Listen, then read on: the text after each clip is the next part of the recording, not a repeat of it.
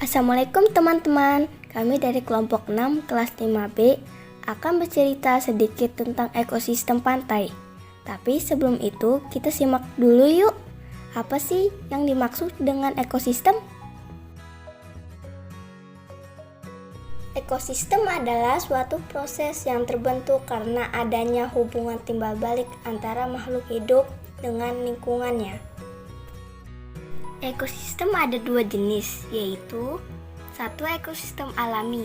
Ekosistem alami adalah ekosistem yang sudah terbentuk dari proses secara alami di alam tanpa campur tangan manusia, seperti laut, sungai, gunung, gurun, hutan. 2. Ekosistem buatan. Ekosistem buatan adalah ekosistem yang sengaja dibuat oleh manusia dengan tujuan untuk menjaga keseimbangan kehidupan di dalamnya, seperti kolam, sawah, perkebunan, kebun binatang, waduk, dan lainnya. Ekosistem alami terbagi menjadi dua jenis, yaitu ekosistem darat dan ekosistem perairan. Pada setiap ekosistem mempunyai komponen biotik atau berupa makhluk hidup, dan juga komponen abiotik atau benda tak hidup. Kedua komponen tersebut merupakan penyusun dari suatu ekosistem. Ekosistem pantai merupakan salah satu ekosistem yang bisa dikatakan unik. Ekosistem ini dikatakan unik karena mencakup 3 unsur, yaitu tanah yang berada di daratan, air yang ada di laut, dan juga di udara. Wilayah pantai merupakan wilayah pertemuan antara ekosistem daratan dan juga ekosistem perairan atau akuatik. Meskipun bersebelahan dengan ekosistem laut, namun ekosistem pantai adalah termasuk ekosistem daratan. Ekosistem pantai memiliki beberapa komponen biotik, antara lain ganggang, bakau, anemon laut, udang, kepiting, ikan, dan tumbuhan serta binatang lainnya yang hidup di wilayah pantai. Dan komponen abiotik yang berada di lingkungan pantai antara lain pasir, daratan, suhu, udara kelembapan, batu, dan juga cahaya matahari. Jenis ekosistem pantai. Jenis ekosistem pantai. Yang pertama adalah ekosistem hutan mangrove.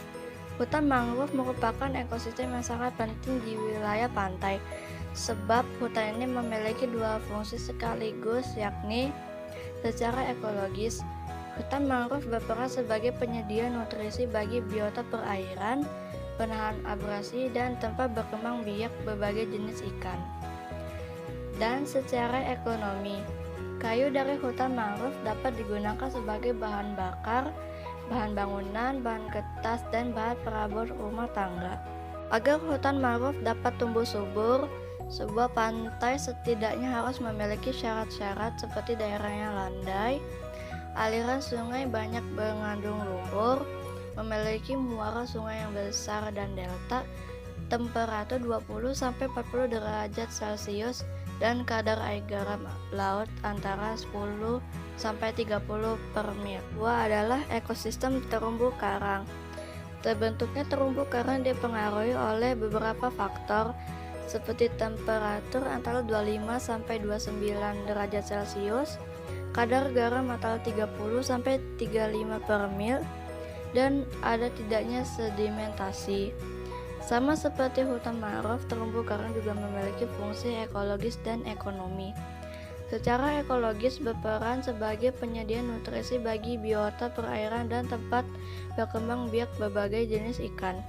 Secara ekonomi, terumbu karang dapat menghasilkan berbagai jenis ikan, alga, teripang, dan kerang mutiara. Yang ketiga adalah ekosistem rumput laut.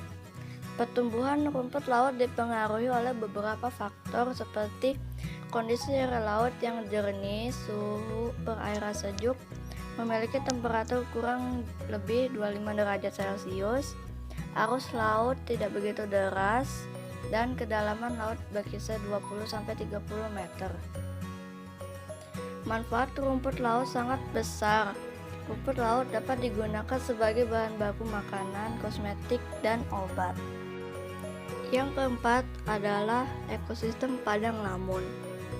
Lamun merupakan tumbuhan berbunga yang hidup di dasar laut. Lamun hidup di perairan dangkal yang berlumpur dan berpasir lunak serta tebal. Pertumbuhan lamun dipengaruhi oleh beberapa faktor seperti kedalaman perairan tidak lebih dari 10 meter, temperatur berkisar 20-30 derajat Celcius, kadar garam berkisar 25-35%, dan kecepatan arus sekitar 0,5 m per detik. Fungsi utama padang lamun sebagai tempat berkembang biak berbagai jenis ikan dan udang. Selain itu, padang lamun juga berfungsi sebagai perangkap sedimen sehingga terhindar dari erosi dan bahan baku untuk membuat pupuk dan kertas. Yang kelima adalah ekosistem pantai berpasir. Pantai berpasir merupakan lingkungan yang sangat dinamis di mana struktur fisik habitatnya digambarkan dengan adanya interaksi antara pasir, gelombang, dan pasang surut air laut. Pantai berpasir merupakan tempat yang dipilih untuk melakukan berbagai aktivitas rekreasi. Yang keenam adalah ekosistem pantai berbatu. Pantai berbatu menyediakan habitat untuk tumbuhan dan hewan. Habitat ini berperan sebagai tempat mencari makan, tempat persembunyian, serta tempat berinteraksinya berbagai macam hewan khususnya yang memiliki hubungan rantai makanan. Ekosistem pantai batu memiliki jenis udara yang lembab dan kandungan garam tinggi karena letaknya bersebelahan dengan ekosistem laut. Manfaat ekosistem pantai sama dengan ekosistem lainnya, ekosistem pantai ini pun mempunyai manfaat atau fungsi.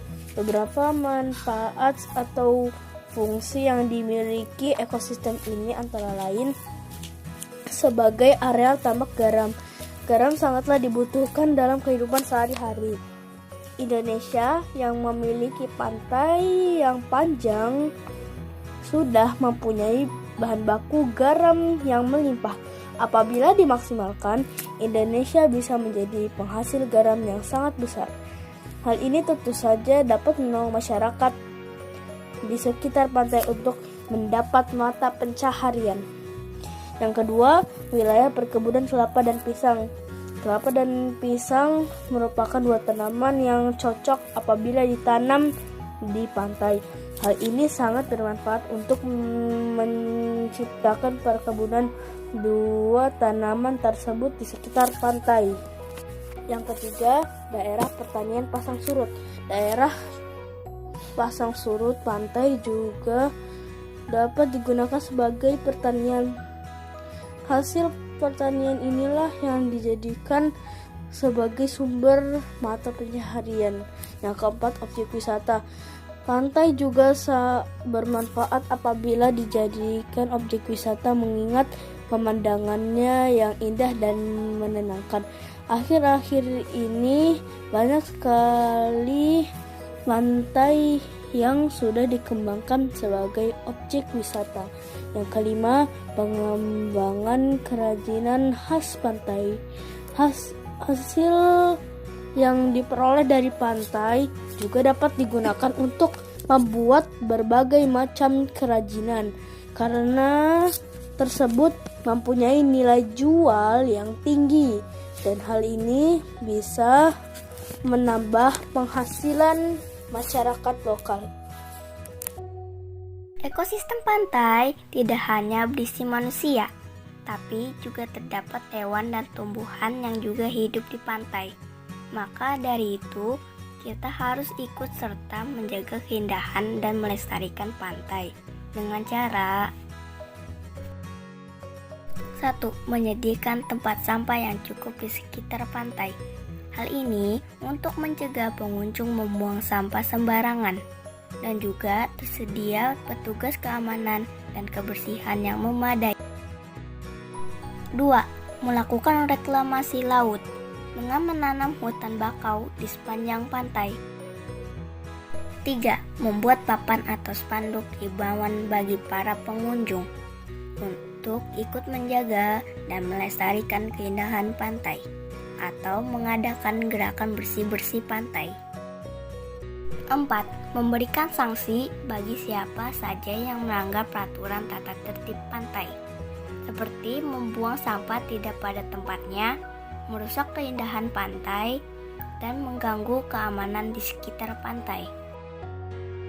5. Membangun cagar alam di sekitar pantai untuk melestarikan hewan-hewan yang hidup di pantai.